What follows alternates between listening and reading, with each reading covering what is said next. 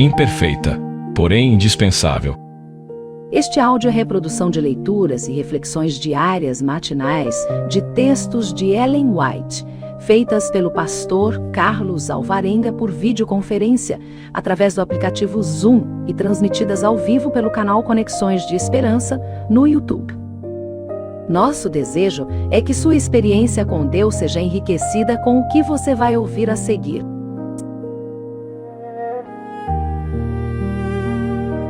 Nesse dia, as nossas considerações estão baseadas no capítulo 4 do livro Eventos Finais. Nós lemos assim: Deus tem na terra uma igreja que está erguendo ali pisada a pés e apresentando aos homens o Cordeiro de Deus que tira o pecado do mundo. No mundo só existe uma igreja que presentemente se acha na brecha, tapando o muro e restaurando os lugares assolados. Sejam todos cuidadosos para não clamarem contra o único povo que está cumprindo a descrição dada do povo remanescente, que guarda os mandamentos de Deus e tem a fé em Jesus. Deus tem um povo distinto, uma igreja na terra, inferior a nenhuma outra, mas a toda superior em suas facilidades para ensinar a verdade, para vindicar a lei de Deus. À proporção que se avizinha o fim e há um contínuo crescimento da obra que tem por objetivo transmitir ao mundo a última advertência, vai se tornando mais importante para os que abraçam a verdade possuir uma compreensão clara, tanto da natureza como da influência dos testemunhos de Deus em sua providência, que ele vinculou à obra da terceira mensagem angélica desde a sua origem.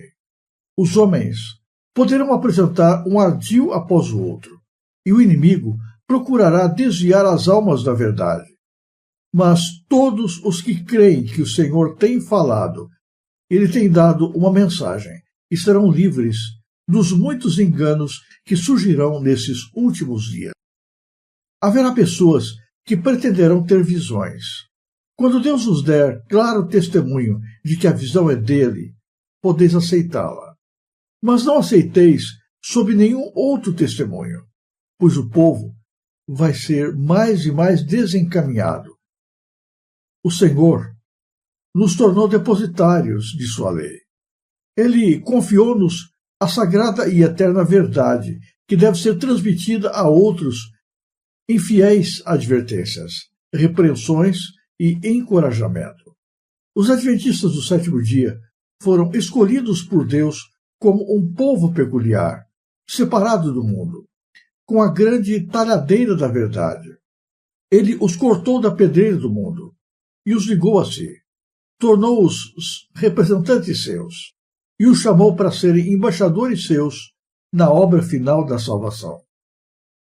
O maior tesouro da verdade, já confiado a mortais, as mais solenes e terríveis advertências que Deus já enviou aos homens, foram confiadas a esse povo, a fim de serem transmitidas ao mundo. Em sentido especial, foram os adventistas do sétimo dia, postos no mundo como atalaias e portadores de luz. A eles foi confiada a última mensagem de advertência ao mundo a perecer. Sobre eles incide maravilhosa luz da palavra de Deus. Confiou-se-lhes uma obra da mais solene importância, a proclamação da primeira, segunda e terceira mensagens angélicas. Nenhuma obra há de tão grande importância. Não devem eles permitir que nenhuma outra coisa lhes absorva a atenção. Métodos e ordem manifestam-se em todas as obras de Deus, em todo o universo. A ordem é a lei do céu, e deveria ser a lei do povo de Deus na terra.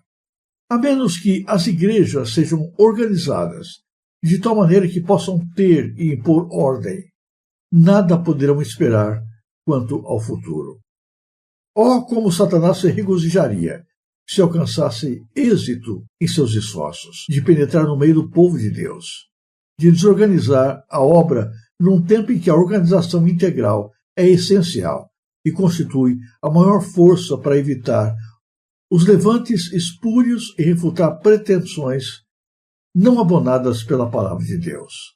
Precisamos manter as linhas uniformemente para que não haja quebra do sistema de organização e ordem que se ergueu por meio de sábio e cuidadoso labor. Não se deve dar autonomia a elementos desordeiros que desejam controlar a obra nesse tempo. Alguns têm apresentado a ideia de que, ao nos aproximarmos do tempo do fim, cada filho de Deus agirá independentemente de qualquer organização religiosa. Mas fui instruída pelo Senhor de que nessa obra não há isso de qualquer ser independente. À medida que nos aproximamos da crise final, em vez de achar que há menos necessidade de ordem e harmonia de ação, devemos ser mais sistemáticos do que temos sido até agora. Deus investiu a sua igreja de especial autoridade e poder que ninguém tem razão em desrespeitar e desprezar, pois, em proceder assim, está desprezando a voz de Deus. O mais alto poder do céu concedeu o Senhor à sua igreja. É a voz de Deus em um mundo reunido na qualidade de uma igreja que deve ser respeitada. Precisa haver uma reforma nessas igrejas, pois a debilidade e a cegueira espirituais se apossaram das pessoas que tinham sido agraciadas com grande luz e preciosas oportunidades e privilégios. Cristo diz o seguinte, daqueles que se ufanam de sua luz, mas não andam nela. Por isso eu vos afirmo que haverá menos rigor para Tiro e Sidom no dia do juízo do que para vós outros.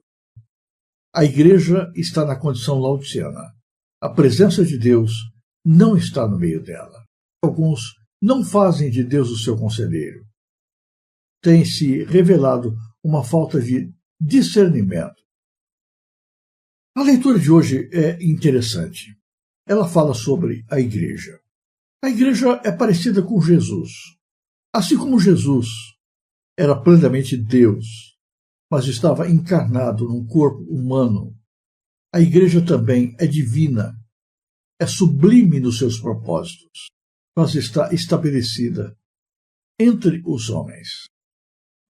Se bem que Deus seja perfeito, a igreja é composta por seres humanos que são finitos, falíveis, falhos e cometem erros. Então, quando olhamos para a igreja, nós vemos um dilema. Por um lado, a igreja é divina e infalível. Por outro lado, ela é composta de seres humanos e muitas vezes é fraca, débil e defeituosa. Deus é perfeito, Deus não falha, mas os seres humanos erram e muitas vezes agem representando Deus de maneira distorcida diante dos homens e no trato com as pessoas. Há muita gente no mundo magoada com a igreja. Líderes muitas vezes têm ferido, machucado o coração de muitos. Têm errado na sua interpretação e no seu modo de ação. No entanto, a igreja não são esses seres humanos. Os seres humanos são apenas representantes da igreja. A igreja é muito mais do que o pastor que está à sua frente. A igreja é de Deus. Ela representa Jesus Cristo. E ela não pode ser menosprezada. Ela não pode ser diminuída. Ninguém que chame a igreja de Babilônia, que menospreze essa organização que Deus deu para a propagação da sua mensagem, para a organização do seu povo, enquanto aguarda a volta de Jesus. Ninguém que faça isso será bem-sucedido e vitorioso. A igreja é imprescindível. Seres humanos podem ser salvos sem a igreja, mas existe um poder que atua por intermédio da igreja, um poder que age a partir de Deus no meio do seu povo organizado, que não está presente quando individualmente nós procuramos viver a nossa fé. Quem se separa da igreja por causa de suas falhas e deficiências vai sofrer terrivelmente. Pode até ser salvo, mas abrirá mão de bênçãos especiais que poderiam estar presentes na sua vida e que não estão, porque se separou da rocha, do grupo de pessoas que o Senhor está conduzindo no meio dos caminhos desertos deste mundo até a casa do Pai. Nós precisamos olhar para a igreja com a visão divina. Embora haja erros no comportamento de seres humanos, jamais devemos nos referir à igreja como caída ou como Babilônia. Isso entristece o coração de Deus. Embora fraca, débil e defeituosa, a igreja ainda é o objeto na terra sobre o qual Deus demonstra o seu maior carinho e o seu máximo cuidado. Os erros que porventura houverem na igreja, Deus mesmo, o seu líder, tratará de corrigir, e Deus cobrará de cada um pelas falhas cometidas. Não nos cabe impor a perfeição que julgamos aquilo que não é nosso, mas é de Deus.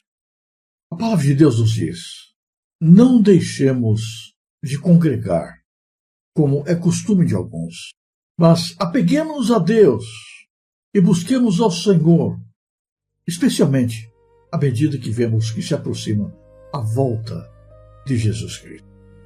Eu não vou à igreja porque o pastor é simpático. Eu não vou à igreja porque os irmãos são bonzinhos.